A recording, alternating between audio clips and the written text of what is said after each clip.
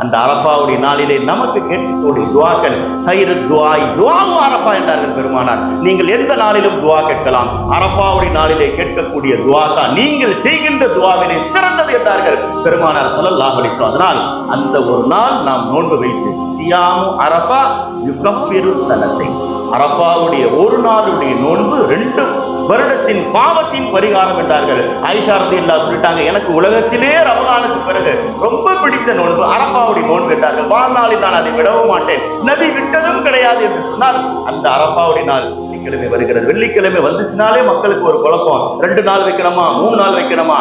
நாம தேர்ந்தெடுத்து வெள்ளிக்கிழமை நோன்பு வைத்தால் தான் 2 நாளை தவிர அல்லாஹ் எந்த நாளுடைய நோன்பு வெள்ளிக்கிழமை ஆக்கி விட்டான். நபி சொன்னார்கள், லா தக்தஸு, நீங்கள் வெள்ளிக்கிழமையில போய் நோன்பு வைக்காதீர்கள். வைப்பதாக இருந்தால் எல்லா பிஸௌமின் கப்லஹு அவ் பாதஹு, முன்னால் ஒரு நாள் பின்னால் ஒரு நாள் சேர்த்துக் கொள்ளுங்கள் என்றார்கள் பெருமானார். அரபாவுடைய நாள் அல்லாஹ்வே வெள்ளிக்கிழமையில் ஆக்கி விட்டார் என்று சொன்னால் ஒரு நாளே போதுமானது. 2 நாள் வைக்கிறார் தப்பு கிடையாது, ஆனால் ஒரு நாளே போதுமானது. அந்த ஒரு நாளுக்கு உண்டான நன்மை 2 வருடத்தின் பாவத்தின் பரிகாரம் என்று சொன்னால்